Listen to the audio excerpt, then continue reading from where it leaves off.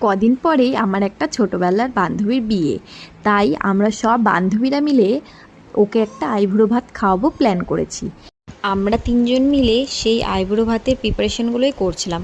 আমি অতটা কিছুই করিনি, ওরা দুজনই সব রান্না করেছিল, আমি শুধু একটু হেল্প করেছিলাম। আর আমাদের বান্ধবী একদমই জানে না যে আমরা ওকে আইবুড়ো ভাত দেবো, এটা গোটাটাই সারপ্রাইজ। এখানে আমাদের ব্রাইড টু বি চলে এসেছে, পুরো সেজে গুজে শাড়ি টাড়ি পরে। আমরাই ওকে বলেছিলাম শাড়ি পরে আসিস।